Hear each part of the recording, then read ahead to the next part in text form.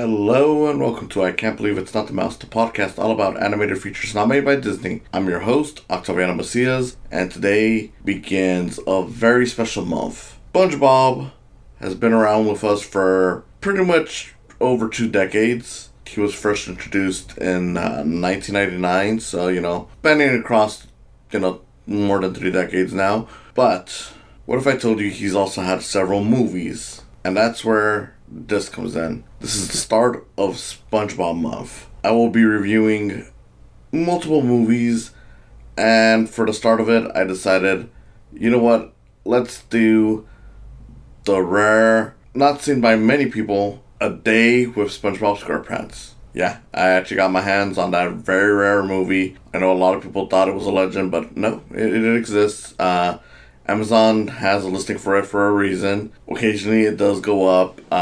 It costed me, I know it was like $400 with like $20 on the shipping. But, to be one of the few people to talk about this movie is, it's great. So I figured, might as well spend that money. I mean, $400, I mean, it sounds like a lot, but for a movie like this, worth it.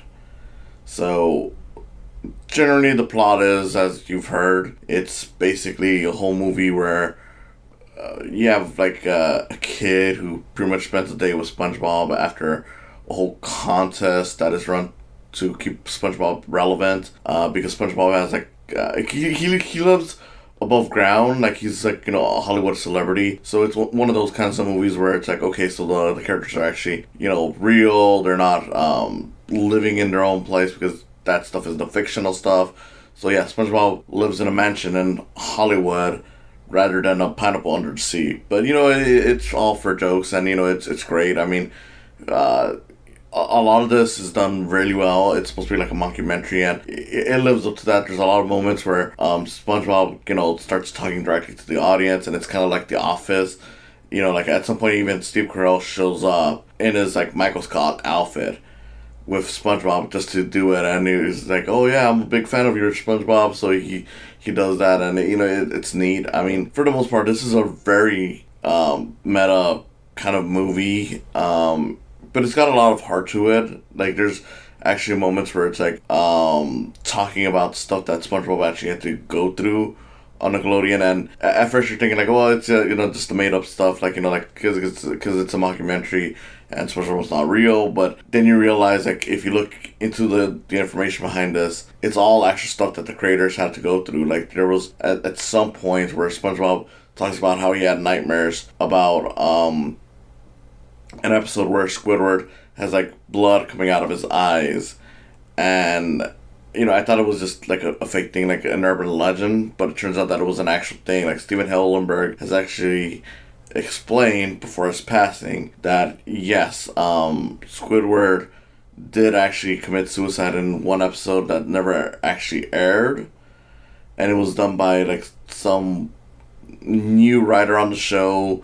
Some of the animators who were working at the time were hesitant on doing it, but apparently the information got sent over to like Korea or wherever they animate this thing, and they actually did produce a second episode, but it's never been seen by the public.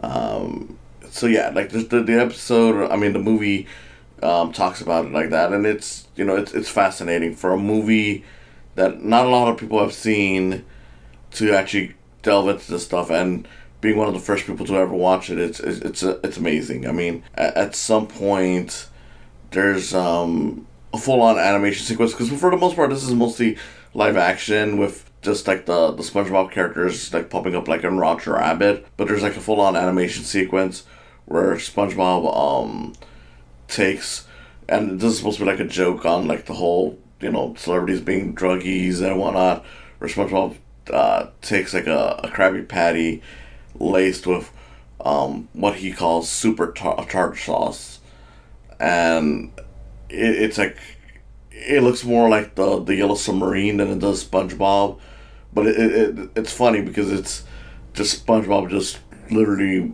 freaking out at any little thing, and it's an amazing sequence. Now, for whether or not this holds up compared to the other SpongeBob movies, I mean, it has its own merits. Plane's going on for a while. Not sure if you can hear it, but whatever. Just to be safe, I'll be quiet. Anyways, what was I talking about? Oh yeah, so at one point, SpongeBob actually takes this kid into like a strip club, which I didn't expect him to do because, you know, SpongeBob's for kids. But then again, there was that episode where SpongeBob and Patrick go after like Mr. Krabs' mom's like panties or whatever. So they're like at a strip club, and you know, right there they also meet some of the characters that that Paramount pretty much has the rights to, I think, because at some point the kid meets up with the character Stripperella, who, if you don't remember, she was a character from a show, you know, called Stripperella, where Pamela Anderson played the character. It was like a Stan Lee thing. I remember people said that it was a bad show, but I don't know. From what I remember seeing, it had its moments. Either way, not the point. It's just surprising seeing that there is a movie where both SpongeBob and Stripperella are together.